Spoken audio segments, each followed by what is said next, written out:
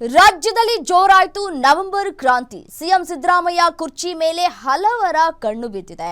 CM ಪಟ್ಟದ ರೇಸ್ನಲ್ಲಿ doctor G Parameshwar ಅವರು ಕೂಡ ಇದ್ದಾರೆ.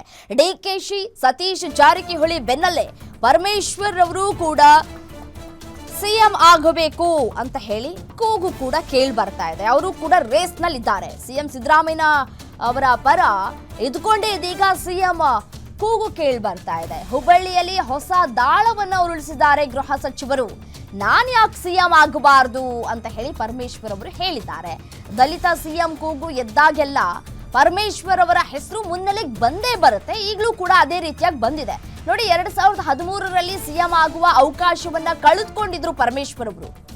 ಸಹಜವಾಗಿಯೇ ಆ ಒಂದು ನೋವು ಈಗ ಅವ್ರಿಗೆ ಇದ್ದೇ ಇದೆ. ಸೊ ಈ ಬಾರಿ ಆದರೂ ನಾನು ಕೂಡ ಸಿಎಂ ಆಗುವಂತಹ ಅವಕಾಶ ಸಿಕ್ಕಿದ್ರೆ ನಾನು ಕೂಡ ಆಗಬಹುದು ಅನ್ನುವಂತಹ ಇರಾದೆ ಅವರಲ್ಲಿದೆ. ಸಿಎಂ ಕುರ್ಚಿ ಬದಲಾದ್ರೆ ನಾನು ಸಿಎಂ ಆಕಾಂಕ್ಷಿ ಎನ್ನುವಂತಹ ಸಂದೇಶವನ್ನ ರವಾನೆ ಮಾಡ್ತಾ ಇದ್ದಾರೆ. ಡಿನ್ನರ್ ಮೀಟಿಂಗಿಗೂ ಮುನ್ನವೇ ಪರಮೇಶ್ವರ್ ಅವರ ನಡೆ ಕುತೂಹಲಕ್ಕೂ ಕೂಡ ಕಾರಣವಾಗ್ತಾ ಇದೆ. ಇವತ್ತು ಸಿಎಂ ಸಿದ್ದರಾಮಯ್ಯನವರ ನೇತೃತ್ವದಲ್ಲಿ ಡಿನ್ನರ್ ಮೀಟಿಂಗ್, ಡಿನ್ನರ್ ಪಾಲಿಟಿಕ್ಸ್ ನಡೆಯುತ್ತೆ.